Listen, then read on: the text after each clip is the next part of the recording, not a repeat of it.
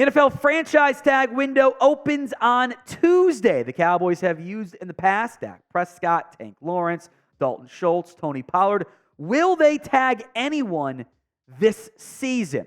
We'll break down some of the top candidates, these 5 guys, plus a few more I want to briefly mention. But your top free agents, thus your top tag candidates: Tony Pollard, Tyron Smith, whose contract is voided but still eligible, Tyler Biadasz, Stephon Gilmore, and Dorance Armstrong. Now, we will discuss all 5 of those guys and explain why I don't think this ends up happening. In fact, as we'll get into, I'll be surprised if the Cowboys end up using the franchise tag this year. What do you think? Why for yes they will, Tom, you're an idiot, and for no they will not, Tom, you're right for once. Sound off for me in the comments section right now. Why for yes, N for no. Let's begin with Tony Pollard. And maybe you could have talked me into using the tag again, which I didn't really want to do last year anyway. I would have preferred a decision, which in the hindsight would have been let him leave or get a cheaper deal in free agency because the market's changed drastically. Pollard sold 1,000 yards last year. Not that many back-to-back 1,000-yard players on the free agency market, by the way, at the running back position. In a pretty deep class either way. But the efficiency plummeted. Pollard was slow to get going this year. Once he did get going, the offensive line and scheme was not operating very well. The Cowboys, I think, last year were a little bit worried about having to replace so many pieces on the offense. Like, let's just keep Pollard. They didn't want to have nobody there. If they could do it over, they would do it differently, I promise you that. Top 2 players at the position are free agents. It's Pollard and Dowdle. You can argue that, that's one of your biggest needs right now because you can't actually enter a season with Deuce Vaughn, Hunt Lipke, Malik Davis, and Snoop Connor as running backs. That's certainly not going to work. However, a franchise tag seems wildly unlikely because the projected cost is $12.42 million. Now, I will make note, I am using the over-the-cap projections for all of these. The actual number might end up changing by maybe $1 million or $2 million up or down, depending on positions and what else happens, etc. But that is the rough projection at this stage. Either way, who here wants to make Tony Pollard a top 3 or top 4 highest paid back in the market when it might be top 3 when Kamara ends up getting cut? So I certainly do not. I don't think anyone wants to make that happen. Even if you want to bring back Tony Pollard, I think you can do it at like half the cost. I'd be surprised if Pollard was commanding more than $6 or even $7 million per year. I don't think that's going to be a path they end up pursuing. So do you want to bring back Tony Pollard? 1 for yes, you do. 0 for no, you do not. Sound off in the comments section if the ad comes here on YouTube. Tyron Smith, the offensive tackle, next up here. If I had to pick one guy, this would either be 1A or 1B of like the fine, I'll tag him. Again, there's money issues here. Tyron Smith is still a good football player. He's still actually a really good football player. 3 sacks, 1 hit, 17 hurries. The run grade not nearly as good.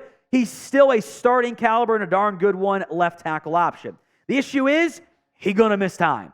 There's no doubt about it. Tyron Smith will not be available for every game in 2024. Frankly, if he only misses a game a month, give or take, that's probably a pretty good outcome. The issue is it's not franchise tag good enough outcome. Because this deal, if you do re-sign Tyron, has to be incentive-based, or at least incentive, partial for the 1 year or 2 year deal, whatever it ends up being. The franchise tag, which would cost $12.72 million. Or $21.72 million, sorry. That would be top 4 money, or top 5 money among offensive tackles. Laramie Tunsil, Andrew Thomas, Trent Williams, David Bakhtiari is going to get cut, by the way, so will become top 4 for Tyron Smith, timing-wise. You're not going to tag him for that figure. That makes no sense. Again, you're talking about, cut that number in half, and you could probably get the player back. The franchise tag only makes sense if you are worried about somebody else paying more or similar rates than what you could do on the franchise tag. It's not on the card, Smith. He'll get some interest. Not $20 million worth.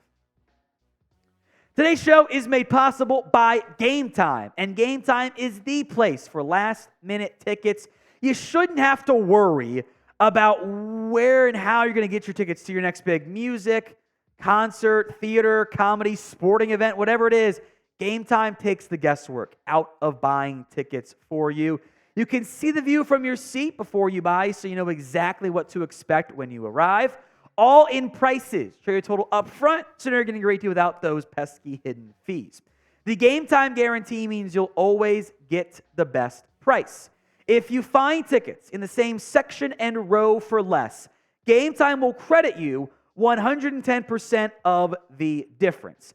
Download the GameTime app, create your account, and use code CowboysChat for $20 off your first purchase. Terms do apply, but create your account, redeem code COWBOYSCHAT for $20 off. Download GameTime today. Last-minute tickets, the lowest price, all guaranteed. Links in the comments and the description of today's show. Tyler Biadasz, next up here, the center. I was hoping for a better performance out of Biadasz. The pressures allowed are not great for a center, and I think part of your tight zone run blocking issues are to be blamed on your center as well. Now, what is the biggest, this is not happening, issue is the money. This is weird. The NFL's stupid. Don't blame me. Blame the NFL. They count offensive line together. So tackles and guards and centers, the franchise tag cost is the same. So you would have to tag Biadasz at $21.72 million, which is $7 million and change more than any other center on the market. I'm not doing that. No. It's ridiculous. Now, this is going to change because Ryan Lindsay is going to retire. Ryan Jensen's career is basically over, still kind of counting to a certain extent. I kept those guys on to show kind of the higher-end market. Otherwise, it looks like it's more scattered than what it actually is. Kelsey's probably going to retire. But this has been the market. It's going to change drastically this time next year. You're not paying $21 million to Biadasz. Hell, $10 million is more than I would like to pay him. If you can only pick one to keep, I know my answer, it's Tyron Smith. Who would it be for you, though? TS for Tyron Smith or TB for Tyler Biadasz? Kind of 1A, 1B alongside Tyron Smith would be Stephon Gilmore. Now, Gilmore is a aging but still productive player. I think he would fit very well in the Mike Zimmer scheme. I think he would be a piece that is so football intelligent. Zimmer would appreciate that and would work. And I think if you don't make him cover crosses, there'll probably be some better results as well. He played well, kind of stepped up when around, but had a bit of a rough patch in kind of the middle stretch of the season. Gilmore's play has declined. The juice has declined as well. But he's not a declining player, if that makes sense. Like, he's kind of stabilized as a notch below what he was, in his peak, in his prime. And corner is an area of concern for this Dallas Cowboys team. Trayvon Diggs, Deron Bland, not going anywhere. But beyond that, your next two guys, Gilmore and Lewis, are free agents. And then it's Sean Wright, Eric Scott, pick up Israel Mukuamu. That's not – if you're a big spot for Mukuamu, that's not going to get it done at CB3. So the need is obviously there. The money's the issue, again, as it is with all these tag options. $18.42 million is the over-the-cap projection here. And that's almost Trayvon Diggs money. And I like Gilmore. I would like to re-sign him again. But I'm not breaking the bank and paying top 10 cornerback money for my third best corner. That's not how it's going to work. I think maybe even a similar to the Tyron Smith deal, 1 year, maybe some incentives, maybe 2 years, some guaranteed money mixed in there is doable. If Gilmore goes to the highest bidder, it's not going to be $18 million. So why would I approach it and give him more than that right now? Now, we will have Cowboys videos for you all day, every day. Not all day, but twice a day, every day, throughout the NFL and Cowboys offseason. You want free updates? Hit that sub button for me right now. Dorance Armstrong is next up here, and he has been very much a hot and cold player when he's on and the Cowboys have the lead. He puts up sacks. Other times, it's just not quite as good.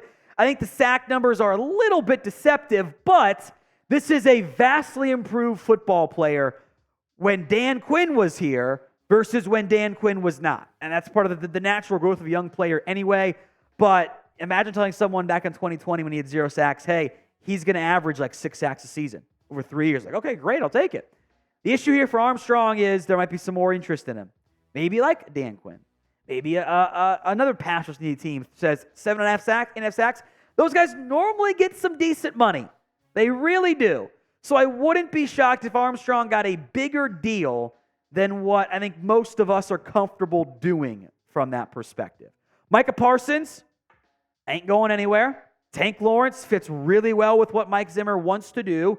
We shall see about Sam Williams, but then with Armstrong and Fowler set to be free agents, things do get a little bit dicey from that perspective.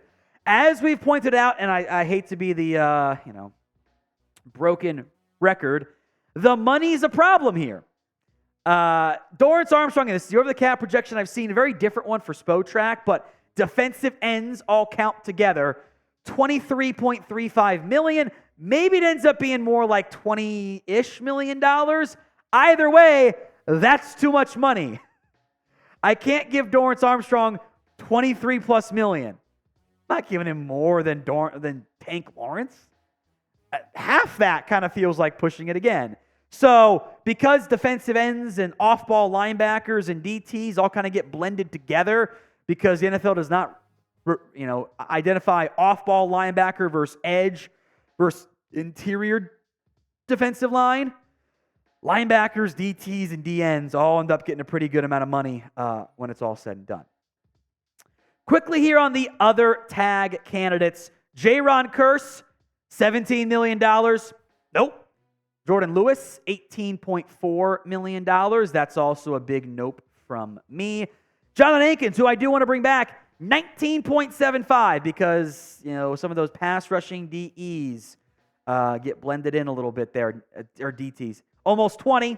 That's a no. And Dante Fowler approaching 23 as well. I'm out on that.